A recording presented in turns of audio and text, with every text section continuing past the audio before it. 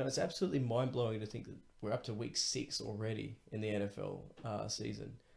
I think a lot of that has to do with Thursday night football, and obviously, week to week, you finish up on Monday night, and now all of a sudden you're on Thursday night, so you got a 2 game break between a 2 day break, sorry, between one week finishing and another week starting, and it feels like we're in a continuous loop. With that being said, let's actually start our week 6 review or recap with the Colts versus Texans, who played on last Thursday night, and the Colts jumped out to a big lead, and that wasn't that surprising. But the Texans did come back. JJ Watt was dominant, got another touchdown, this time off a fumble recovery. The Colts, they haven't looked as impressive as what a lot of people thought they would be heading into the season. Of course, the season is still fairly young. I mean, I just rambled on saying that we're at week 6, we're nearly at the halfway point. There's time for them to establish themselves. They really need to get their running game in order. I think it's time to pull the pin on Richardson, have him as a backup, because Bradshaw is just superior in the passing game and in the pass blocking. Richardson did get a touchdown. Look, have him in short yardage situations, that's not bad. But Bradshaw is just better than him. And the only reason I think they're sticking with him is because they've invested so much into him. They gave up a first round pick to get Richardson over. But right now he's been a bust. You don't throw good money after bad, and that seems like what they're doing. And it's that could create all kinds of disharmony in the long run. The Ravens blew out the Bucks behind 5 touchdowns from Flacco. I know the Bucks are bad; they're a bad team, and but what we're starting to see is the offense for Baltimore finally start to adjust to life without Ray Rice. Obviously, they had prepared for the first 2 games without him. Now they've terminated his contract, and he's suspended indefinitely by the NFL, so he's not ever going back to Baltimore. And all the offense is pretty much placed on the shoulders of Flacco, and he's starting to respond. The Broncos won in New York behind 3 touchdowns from Peyton Manning. Geno Smith led the Jets in rushing from the quarterback position with 11 yards. That's insane, and you're never going to win a football game like that. In my opinion, Rex Ryan is absolutely done. It's just a matter of time, and the sooner probably the better, in my opinion. Just there's no good can come from him staying there. He's trying, but that team is in quicksand right now, and it's just going to lead to more disharmony as the season goes on. And people, I don't think we realize as fans how I hate to use the term of a team cancer. I'm not saying Rex Ryan's a team cancer, but there can be culture problems within teams and organizations. And the more you let that fester, the more time it takes to actually clean that out. And I think there's starting to be a culture problem within the Jets. And the longer it festers, I'm not saying Rex Ryan's a problem, but he's going to be the first to go. So if you can start that clean out process, the earlier you start it, the better. And everyone was expecting that to happen with the Patriots. And look, the Patriots did win in Buffalo, and they did look good. But people now are reacting. It's so interesting to watch this, how fans and the media react to the Patriots. They get blown out by the Chiefs. It's time to blow up the Patriots, right? It's time to get rid of Brady. It's time to start rebuilding, etc., etc. 2 weeks later, they beat the Bengals at home, we'll get to them in a second, but they could, the jury's still out on them. They underachieved last year, they made the playoffs, but then they were beaten quite convincingly by the Chargers in the playoffs, and now, they just had a tie against Carolina. But we'll get to that game in a second, but what my point is, they could be completely overrated. The Patriots beat them when they were at home, and then they beat the Bills, who are hardly contenders. And now everyone's saying that, they're back to being a Super Bowl contender.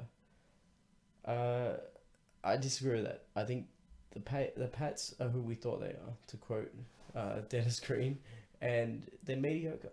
And because of that, it's going to be a roller coaster. They're going to win the games that they're meant to win because they're very well coached and they still have a very good quarterback. But they're going to get hammered by the really good teams out there too. And they've got away with that for the last couple of years because of such a a mediocre division, but eventually it catches up to them, and I think it's just starting to catch up to them a bit, and they're starting to be exposed for that. And I guess that's a good segue into the Panthers and Bengals playing to a tie. Look, I'm not sold on either team, to be honest, and nothing in this game changed my mind. Cam Newton put up a lot of numbers, and that's what we expected from him and from them. There's a lot of reliance on them. The Bengals, nothing really impresses me about this team, and they're gonna have to show me that they can be dominant. They've got a lot of nice little pieces, but I don't think it's really well put together. And we're gonna have to see. They're gonna have to show me something. They're gonna have to get a few statement victories, and they're gonna have to be a lot more consistent, not a little bit more, a lot more consistent throughout the stretch before I start believing in them. The Browns laid the smackdown on the Steelers. Yeah, I've been watching a lot of WWE lately, so the SmackDown has to be quoted. I had to sneak that in somewhere. They won 31-10, and they've outscored the Steelers 55-13 in the past 6 quarters. Remember, they nearly came back in week 1 after being down by a significant score. I think they're going to make the playoffs, and I think the AFC North has turned into the most competitive, but not the best division in all of football. You've got the aforementioned Bengals, who aren't bad. I'm just not sold on them being a contender. You got the Steelers, who have had some success this year, although at least better than what they were last year.